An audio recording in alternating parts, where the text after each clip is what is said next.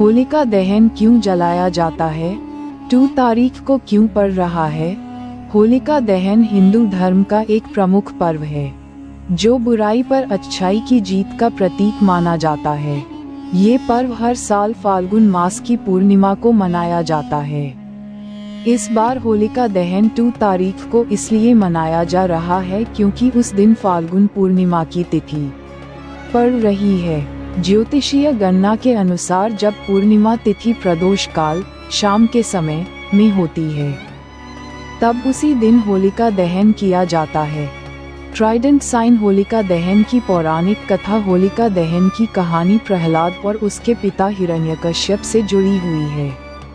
हिरण्यकश्यप एक असुर राजा था, जो स्वयं को भगवान मानता था, लेकिन उसका पुत्र प्रहलाद भगवान विष्णु का परम भक्त था।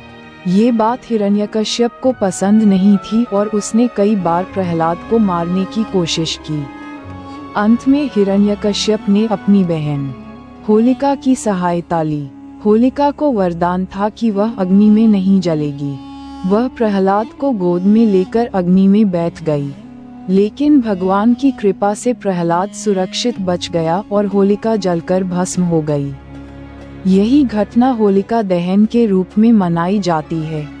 फुल मून इस बार क्या विशेष है?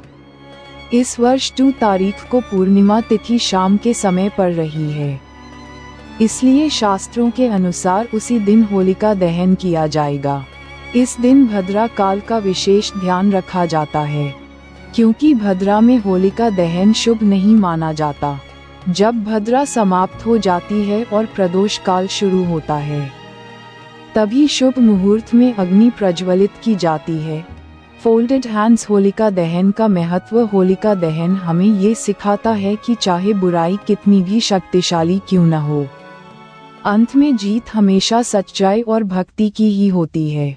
ये पर्व नकारात्मक ऊर्जा को समाप्त करने और जीवन में नई शुरुआत का प्रतीक है। लोग इस दिन लकड़ी और उपले इकट्ठा करके अग्नि जलाते हैं, उसकी परिक्रमा करते हैं और अपने दुख दर्द, बुराइयों और नकारात्मक विचारों को अग्नि में समर्पित करते हैं। ग्रामीण क्षेत्रों में नई फसल की बालियां भी अग्नि में सेंकी जाती हैं, जिसे शुभ माना जाता है।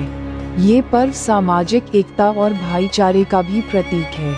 अगले दिन रंगों की होली खेली जाती है, जो प्रेम और खुशी का संदेश देती है।